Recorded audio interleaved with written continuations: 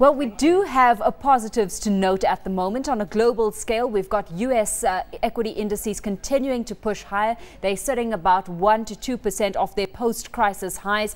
What are you making of the performances being put on by global markets at this stage?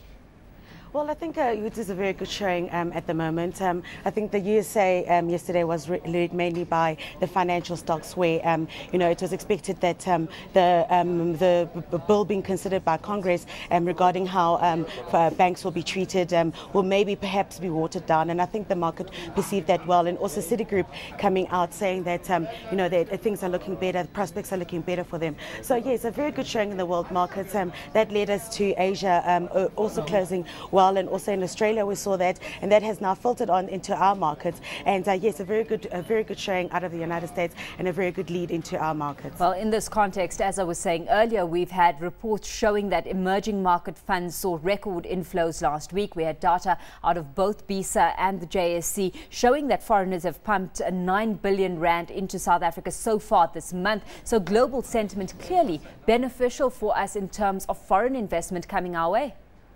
Yes, absolutely. What we're seeing there is risk returning into the market and people looking for higher yielding currencies and higher yielding economies. So that's why we have benefited so much. I think it's mainly spread across all emerging markets that we'll see this uptick. But yes, South Africa has certainly benefited. We've seen that translated into the rand, and we've also seen that translated quite immensely into our stock markets, where we've had such a long run for the past couple of weeks. Well, of course, the market has a positive bias on improving prospects for the global economy as a whole, yet there are risk factors to consider here. First and foremost, the Greece situation. Greek concerns have started to stabilize, but we have the EU finance ministers meeting next week on March the 16th to discuss Greece's financial problems and their exit strategies from the fiscal stimulus measures that have been put in place. What are some of the expectations on that front?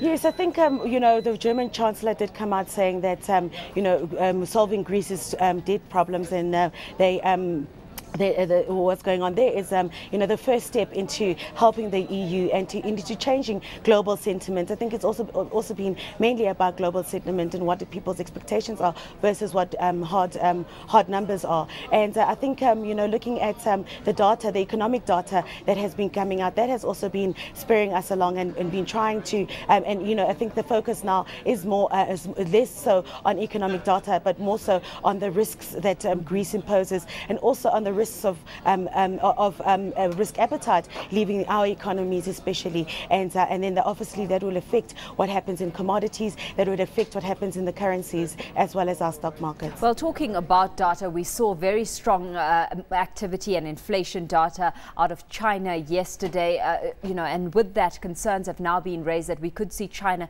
possibly reining in its economic growth. So traders saying that this may well keep the upside on the markets in check in the near term. I mean, just how much of a risk factor does that pose in light of what's developing over in Europe? Well, that's a major risk factor, because China is the #1 consumer of commodities, as well as the second largest consumer of oil in the world. So that will pose a huge risk, especially to our market, because we're commodity intensive market, and we will see a pullback there. So if China stops demanding, or China tries to curb some of their monetary and fiscal policies, we will see that risk aversion start to come back into market, maybe going back into treasuries, back into other less risky assets. So that is a major concern to us. And I think also the Bank of Japan came out saying that they want to extend their policy. So we've got so many different factors coming out of Asia, but China is the biggest, and that's what we need to consider. Well, looking at that argument, I mean, of course there is that concern that's there, but there's also a positive spin to that's entered the market discussion now. Traders saying that by tightening, they're lowering the probability of the economy overeating, and that probably gives you a more stable outlook over coming years, with the economy on a more sustainable growth path. So to what extent is that starting to hit home right now?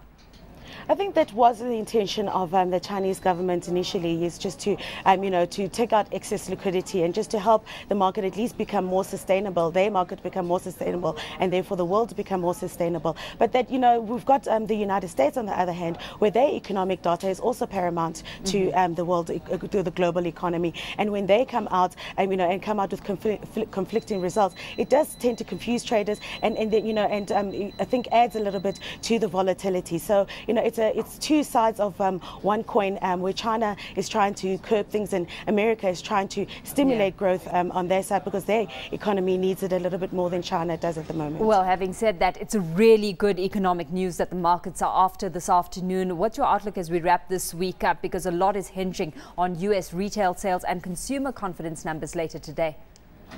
I think based on yesterday, I think the market we saw in the United States retail stocks went up a little bit in anticipation of data of the retail sales data coming out today. So I think the market expectation there is that it's going to be a little bit better than what is the consensus forecast.